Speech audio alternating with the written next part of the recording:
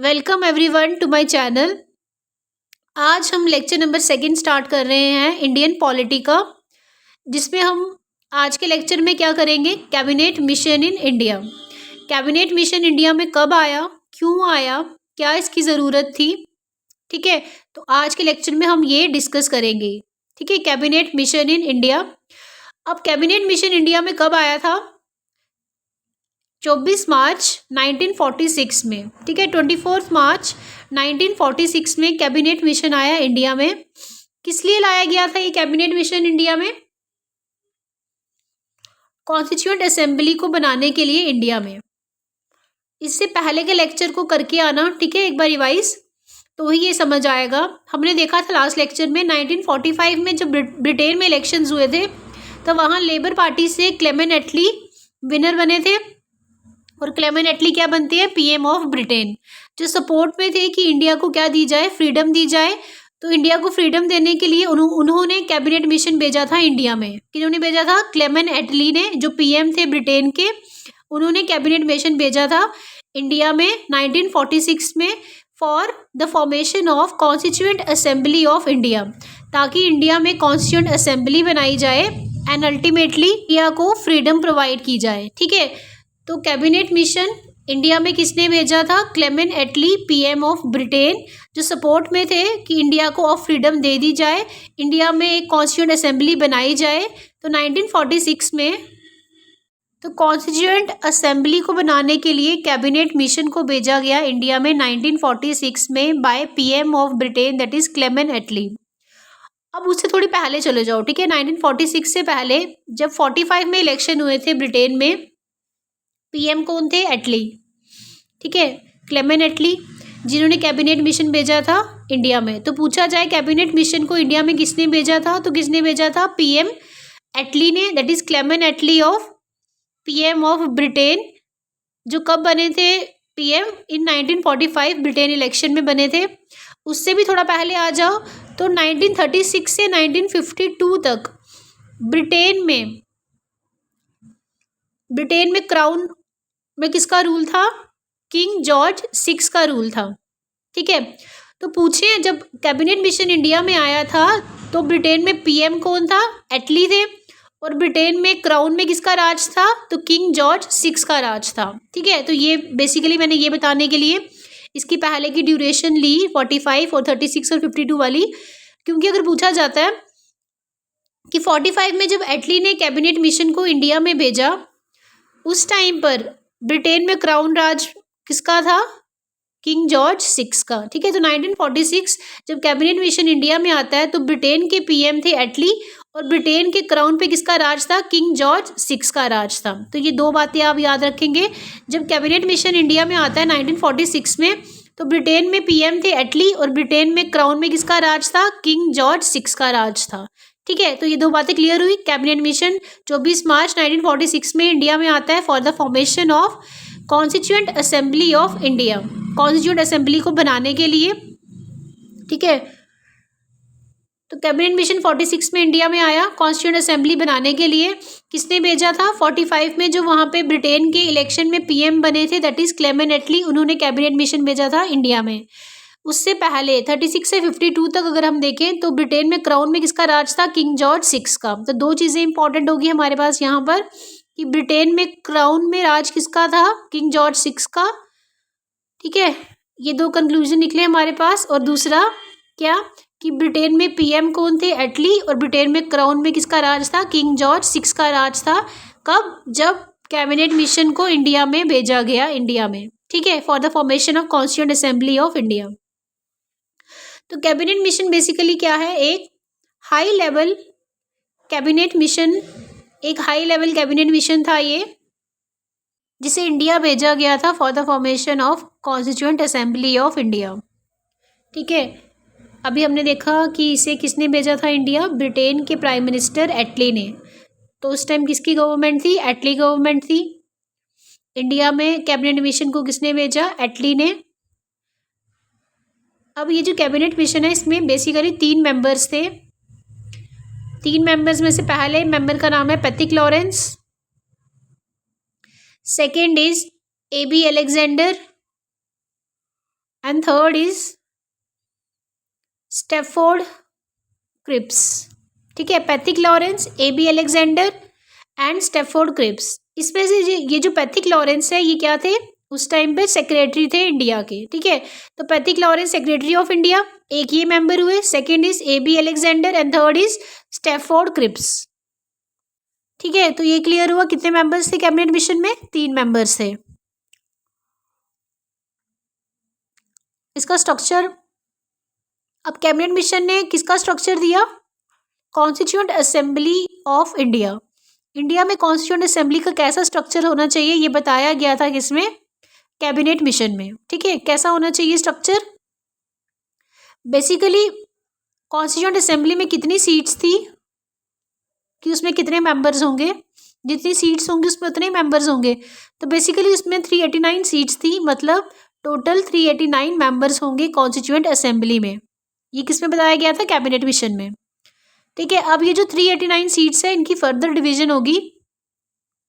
4 seats जो हैं ये किसको बांटी गई, 4 यूनियन टेरिटरीज को, या हम बोल सकते हैं 4 chief commissioner province of Delhi, Ajmer. Basically ये 4 यूटीज कौन सी थी उस टाइम पर, दिल्ली, अजमेर, कुर्ग मतलब कर्नाटका एंड ब्रिटिश बलूचिस्तान। तो ये 4 यूटीज थी जिनको 4 सीट्स दी गई थी 389 में से। ठीक है, so out of 389 seats 4 seats were distributed among 4 UTs, that is Delhi, Ajmer, Coorg and British Balochistan. पीछे कितनी बची अभी, 292 एंड 93 सीट्स जो हैं ये प्रिंसली स्टेट्स को दी गई। ठीक है, 93 सीट्स पे कौन होंगे, प्रिंसली स्टेट के मेंबर होंगे। ठीक है, प्रिंसली स्टेट जो है अपने नॉमिनेटेड मेंबर्स को भेजते थे। ठीक है, वो सीट्स को नॉमिनेट करते थे और फिर इन 93 सीट्स को फिल करते थे, जबकि 292 सीट्स को इलेक्शन, 292 सीट्स पे इलेक्शन होते थे, मतलब 292 सीट्स क्या थी, इलेक्टेड सीट्स थी। दोबारा देखते हैं हम इसे, देखो टोटल हमारे पास कितनी सीट्स थी इसमें, 389 सीट्स थी कॉन्स्टिट्यूएंट असेंबली ऑफ इंडिया में, जिसमें 4 सीट्स यूटी को दे दी गई और 292 सीट्स को 292 सीट्स पे इलेक्शन होंगे, मतलब 292 सीट्स जो थी वो इलेक्टेड सीट्स होंगी। ठीक है, these 292 seats were elected by elected members of provisional legislative assembly. अब बेसिकली क्या होता था, लोग डायरेक्टली इन 292 सीट्स को इलेक्ट नहीं करते थे, लोग क्या बनाते थे, प्रोविजनल लेजिस्लेटिव असेंबली बनाएंगे, उसमें जो मेंबर्स होंगे वो मेंबर्स फर्दर इन 292 सीट्स को फिल करेंगे। ठीक है, समझ आया, 292 सीट्स को कौन भरेगा, elected members of provisional legislative assembly, that is indirect election होंगे इन 292 सीट्स पर। लोग जो हैं, आम लोग जो है वो डायरेक्टली 292 सीट्स को नहीं चुनेंगे, 292 सीट्स के मेंबर्स को वो नहीं चुनेंगे, वो क्या करेंगे, लोग मतलब पीपल क्या करेंगे, provisional legislative assembly PLA members को चुनेंगे और वो PLA मेंबर्स फर्दर 292 सीट्स को फिल करेंगे। ठीक है, तो ये क्लियर हुआ, इनडायरेक्ट इलेक्शन बोलेंगे इसे। फर्दर जो एंड में 93 सीट्स बची हैं उन सीट्स को कौन भरेगा, प्रिंसली स्टेट्स भरेंगे। और प्रिंसली स्टेट्स क्या करते थे, इन सीट्स पे 93 सीट्स पे इलेक्शन नहीं करते थे, डायरेक्टली नॉमिनेटेड मेंबर्स को भेज देते थे। ठीक है, 93 सीट्स के लिए। तो इलेक्शन इस कॉन्स्टिट्यूएंट असेंबली ऑफ इंडिया में इलेक्शन कैसे हुए, इनडायरेक्ट इलेक्शन हुए। देखिए हमने 292 सीट्स पे इनडायरेक्ट इलेक्शन हुए और यहाँ पर इलेक्शन कैसे किए जाएंगे, अडल्ट फ्रेंचाइजी के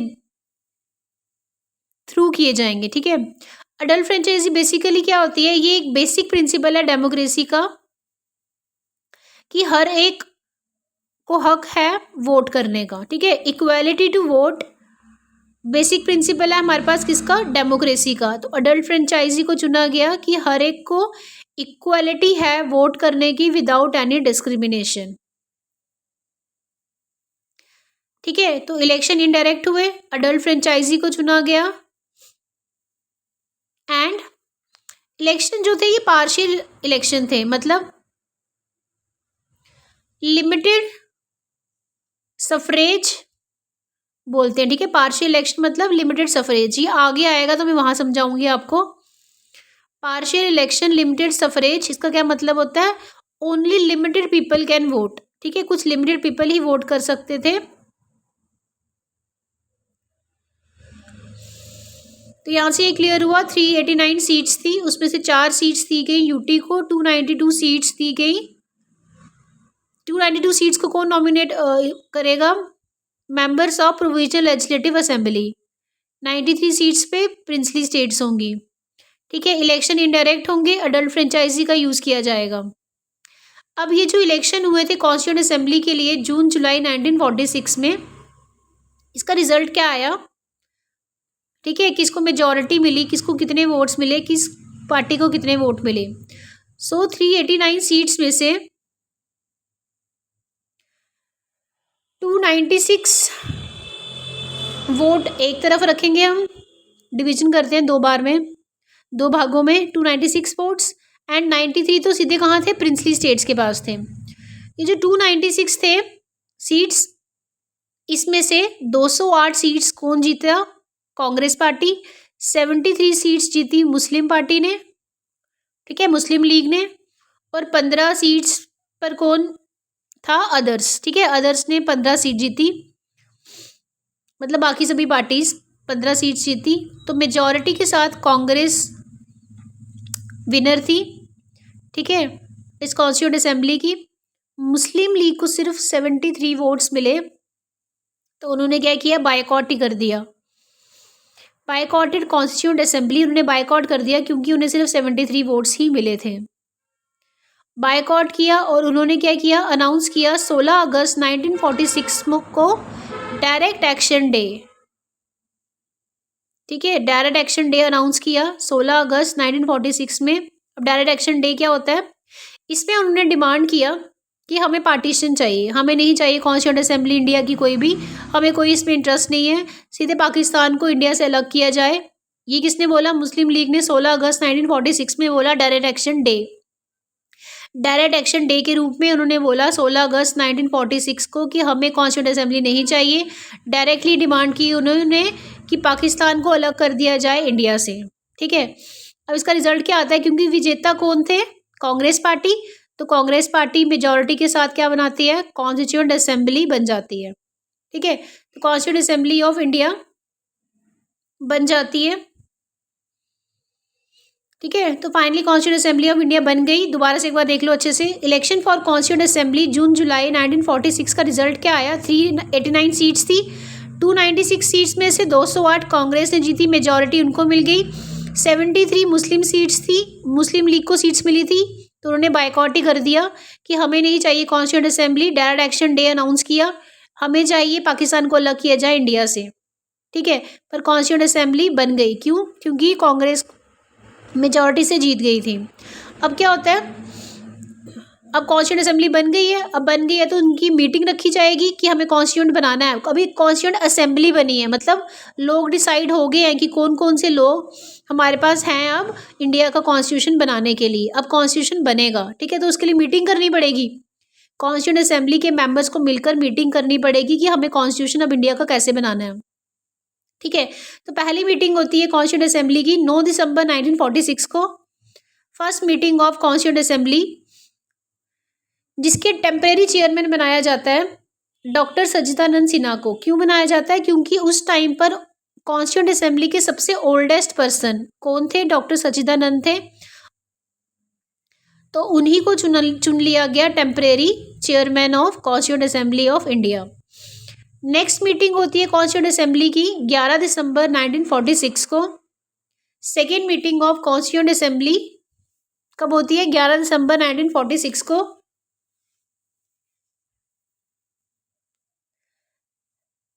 second meeting of constituent assembly 11 दिसंबर 1946 को होगी,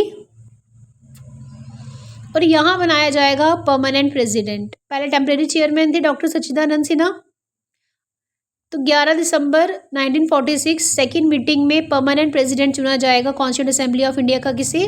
डॉक्टर राजेंद्र प्रसाद जी। ठीक है, टेम्परेरी चेयरमैन इससे पहले कौन थे? सच्चिदानंद सिन्हा, डॉक्टर सच्चिदानंद सिन्हा। परमानेंट प्रेसिडेंट चुना गया डॉक्टर राजेंद्र प्रसाद को 11 दिसंबर 1946 को। Second meeting of constituent assembly में किया जा रहा है ये सब। और डिप्टी स्पीकर भी चुना गया कॉन्स्टिट्यूएंट असेंबली का। किसे चुना गया? H C. Mukherjee, deputy speaker of constituent assembly H C. Mukherjee and V T. Krishnachari. ठीक है, वी.टी. कृष्णचारी एंड मुखर्जी, इन दोनों को चुना गया deputy speaker of constituent assembly. ठीक है, और इसमें क्या किया गया? सेकेंड मीटिंग में स्पीकर भी चुना गया कॉन्स्टिट्यूएंट असेंबली का। किसे चुना गया स्पीकर? डॉक्टर सर्वपल्ली राधाकृष्णन। ठीक है, डॉक्टर सर्वपल्ली राधाकृष्णन को चुना गया speaker second meeting of constituent assembly में। ठीक है, ये जो डॉक्टर सर्वपल्ली राधाकृष्णन है ये बनेंगे आगे जाके क्या? First deputy president of India आगे जाके बनेंगे। ठीक है, फर्स्ट डिप्यूटी प्रेसिडेंट बनेंगे आगे जाके डॉक्टर सर्वपल्ली राधाकृष्णन, जो अभी क्या हैं? अभी मतलब 11 दिसंबर 1946 में क्या थे? वो स्पीकर। और कॉन्स्टिट्यूशनल एडवाइज़र भी चुना गया, या जिसे कहते हैं कंसल्टेंट। कॉन्स्टिट्यूशनल एडवाइज़र या कंसल्टेंट चुना गया बी.एन. राव को। बी.एन. राव का फुल नाम क्या है? बेनेगल नरसिम्हा राव। ठीक है, बेनेगल नरसिम्हा राव। तो बी.एन. राव को क्या चुना गया? कॉन्स्टिट्यूशनल एडवाइज़र और कंसल्टेंट, जिन्होंने ड्राफ्ट किया कॉन्स्टिट्यूशन ऑफ इंडिया। ठीक है, कॉन्स्टिट्यूशन ऑफ इंडिया को ड्राफ्ट किया बी.एन. राव ने, जो कॉन्स्टिट्यूशनल एडवाइज़र थे। तो 9 दिसंबर 1946 को पहली मीटिंग में टेम्परेरी चेयरमैन चुना जाता है डॉक्टर सच्चिदानंद जी को। 11 दिसंबर 1946 में सेकेंड मीटिंग में परमानेंट प्रेसिडेंट चुना जाता है डॉक्टर राजेंद्र प्रसाद जी को। और डिप्टी स्पीकर चुना जाता है एच.सी. मुखर्जी, वी.टी. कृष्णाचार्य। स्पीकर चुना जाता है डॉक्टर सर्वपल्ली राधाकृष्णन को। एंड कॉन्स्टिट्यूशनल एडवाइज़र चुना जाता है बी.एन. राव को, जो ड्राफ्ट करते हैं कॉन्स्टिट्यूशन ऑफ इंडिया। ठीक है, तो अब आगे आ जाओ। 2 मीटिंग्स हो चुकी हैं किसकी? कॉन्स्टिट्यूएंट असेंबली की। अब तीसरी मीटिंग होगी कॉन्स्टिट्यूएंट असेंबली की। ऐसा तो नहीं है ना एक मीटिंग में बन जाएगा कॉन्स्टिट्यूशन, 2 मीटिंग में बन जाएगा। काफ़ी ज़्यादा मीटिंग्स हुई थी, तो 2 मीटिंग हो चुकी है। हम वो मीटिंग्स करें जिनमें हमारे लिए कुछ ऐसे पॉइंट्स थे जो हमारे एग्जाम पॉइंट ऑफ व्यू से इंपॉर्टेंट है। तो 13 दिसंबर 1946 को थर्ड मीटिंग होती है कॉन्स्टिट्यूएंट असेंबली की, वेरी इंपॉर्टेंट मीटिंग। इसमें क्या किया? नेहरू जी ने पास किया ऑब्जेक्टिव रेजोल्यूशन। पूछते हैं ये very very very important question कि नेहरू जी ने ऑब्जेक्टिव रेजोल्यूशन कब पास किया था? 13 दिसंबर 1946 को। यही ऑब्जेक्टिव रेजोल्यूशन आगे जाके इंडियन कॉन्स्टिट्यूशन का प्रीएम्बल बनेगा। ठीक है, अभी तक इंडियन कॉन्स्टिट्यूशन बना नहीं है।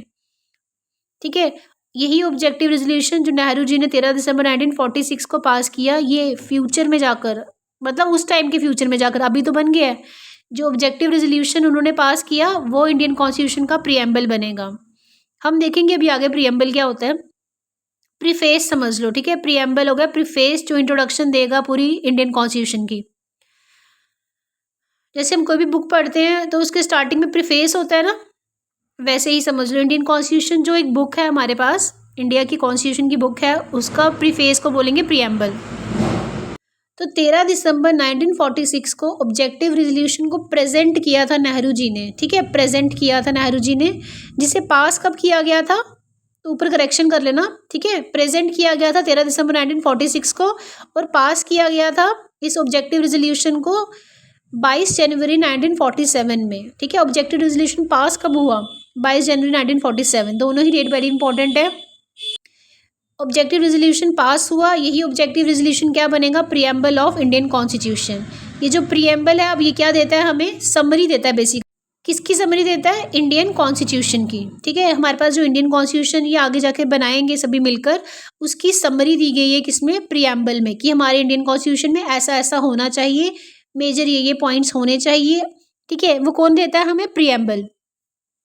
प्रीएम्बल में समरी है इंडियन कॉन्स्टिट्यूशन की, अब मोटा मोटा देख लेते हैं उसमें क्या है, फिर डिटेल में हम आगे करेंगे। उसमें बेसिकली बताया गया है कि फ्रीडम होनी चाहिए। प्रीएम्बल में क्या लिखा गया है, फ्रीडम होनी चाहिए किस चीज़ की, थॉट्स की, एक्सप्रेशन की, फेथ की, वर्शिप की। मतलब मुझे फ्रीडम होनी चाहिए कि अपने थॉट को फ्रीली एक्सप्रेस कर सकूं, मैं जिस रिलीजन को मानना चाहती हूँ उस रिलीजन को मान सकूँ, जिसकी भी पूजा करना चाहती हूँ, जिसमें भी फेथ रखना चाहती हूँ, उस सबकी फ्रीडम मुझे होनी चाहिए और हर बंदे को होनी चाहिए इंडिया में।